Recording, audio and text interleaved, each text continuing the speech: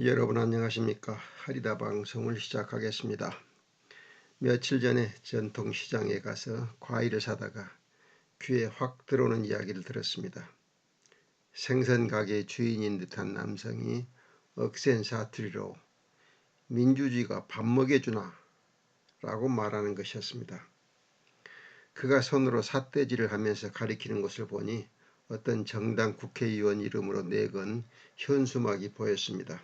거기에는 다시 민주주의를 이라는 큰 글씨로 적힌 구호와 그 위에 작은 글씨로 5.18 광주 민주화 운동에 즈음하여 라는 작은 글씨가 적혀 있었습니다. 아마 윤석열 정권의 비민주적인 정치를 비난하기 위한 현수막인 것 같았고, 시장 상인이 이 현수막에 대해 고가운 마음을 표현하는 것이 틀림없었습니다. 함께 있던 다른 상인도 이 상인의 말에 맞장구를 치며 한마디 덧붙였습니다. 저마들 아는 게 그거밖에 없는 기라. 처음에는 이들의 말이 귀에 거슬렸지만 생각해보니 맞는 말인 것 같아서 혼자 빙그레 웃었습니다. 웃은 이유는 간단했죠.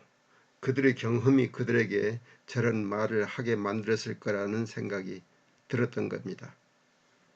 시장 상인들에게는 민주주의가 사치스러운 말로 들릴 겁니다. 그저 평안히 장사하게 해주는 것이 최고이지 민주주의를 외치며 시위를 하는 것이 달가울 리 없기 때문입니다. 우리 현대사에서 민주주의를 외치는 시위는 이승만 정권 때부터 박정희 정권, 전두환 정권 등을 거치면서 거의 일상화하였고, 그때마다 거리는 체류탄으로 자욱하여 가게 문을 닫아야 했겠죠. 상인들의 마음에는 민주화 시위가 적개심을 일으키는 대상이 될 만했을 겁니다. 민주화 시위가 없이 조용했다면 가게 문을 닫을 일이 없었을 테니까요. 거기에 민주화를 부르짖었던 사람들이 정권을 잡은 뒤에는 민주주의가 흘러넘쳐 시위가 더욱 증가하였으니 도대체 민주주의가 밥을 먹여주느냐고 외칠만 했을 거라고 생각합니다. 저는 여기에 후진국 민주주의의 딜레마가 있다고 생각합니다. 민중은 민주주의를 원하기 전에 밥을 원하고 돈을 원하는 것입니다. 교회에 가서 기도하고 절에 가서 기도하는 이유가 바로 돈 벌고 성공하는 것인데, 민주주의를 외치는 시위는 그것을 가로막는 요소로 보이기 쉽습니다. 따라서 민주주의를 외치는 것보다는 부자 되세요 라는 덕담이 훨씬 더 와닿는 말이 되는 것입니다. 더구나 우리나라의 민주주의 세력은 한 교수의 분석에 따르면 머리로만 민주주의를 외칠 뿐 자신들도 체질적으로는 권위주의를 벗어나지 못해서 집단주의적이고 권위주의적인 위계질서에 충실하고 다른 사람의 생각을 받아들일 포용력이 없다는 거죠. 그렇다고 해서 민주 세력이 권위주의 세력에 비해서 깨끗한 것 같지도 않고요. 물론 상대적으로는 민주 세력이 더 깨끗하겠지만 사람들의 머릿속에는 민주 세력은 깨끗할 것이라는 기대가 크기 때문에 이에 반하는 현실을 만나면 더욱 강력하게 민주 세력을 거부하게 됩니다. 권위주의 세력의 1억 원짜리 부정보다는 민주 세력의 100만 원짜리 부정을 더 크게 그리고 더 나쁘게 보는 것입니다. 돈의 액수가 중요한 것이 아니라 민주 세력이 부정행위를 저질렀다는 사실에 비난의 초점이 모아지기 때문입니다. 바로 이런 점이 대한민국이 좀 더 성숙한 민주국가로 나아가는 데 큰 걸림돌이 되고 있습니다. 부산시장, 충남지사, 서울시장의 성비위 사건도 그런 연장선상에서 민주세력에게는 엄청난 충격이 되었고, 조국 전 법무부 장관의 가족이 벌인 불법행위는 그 결정판이었습니다. 그러나 그보다 훨씬 더 심각한 불법행위를 저지른 것으로 보이는 윤석열과 김건희에 대해서는 비난의 강도가 약한 것도 사실입니다. 이명박의 부정부패도 큰 충격을 주지 못해서 그가 대통령이 되는데 어려움이 없었죠. 그런데 민주세력의 잘못은 사회적으로 엄청난 충격을 주는 것입니다. 이래저래 민주세력이 좀 억울한 면이 없지 않지만 바로 이것이 민주주의가 대한민국에 정착하는데 상당한 걸림돌로 작용할 거라는 예상을 하게 만드는 요소입니다.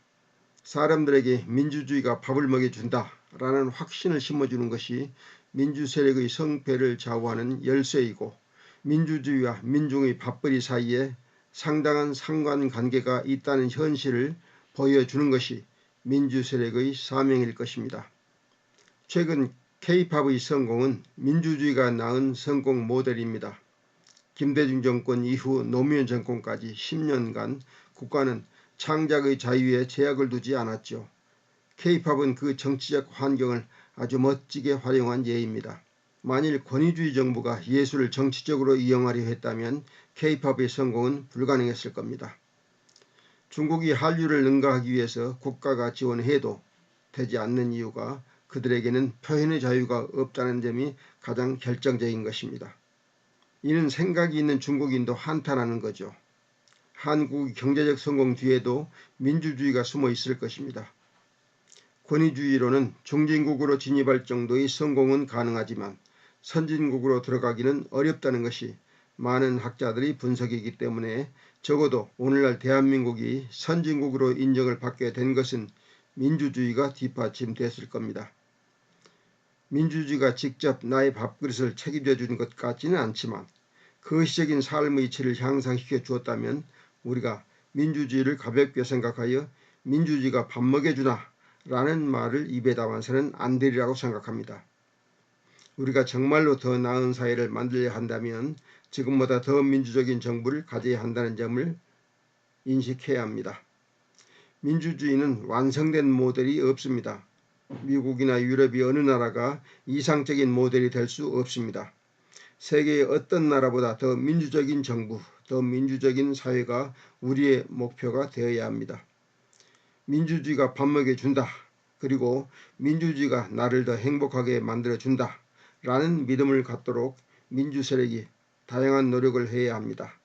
그러려면 민주세력이 이 일을 잘하는 능력을 갖춰야 하고 대중도 그런 세력을 키우려는 마음가짐을 갖춰야 할 것입니다. 우리는 민주주의가 하나님의 뜻임을 믿고 이 땅에서 하나님의 뜻을 이루기 위해서 노력해야 합니다. 모두가 부유하고 행복한 삶을 살 수 있는 하나님의 나라를 만드는 일에 나서야 합니다. 오늘 말씀은 여기서 마치겠습니다. 다음 주에 뵙겠습니다. 여러분 안녕히 계십시오.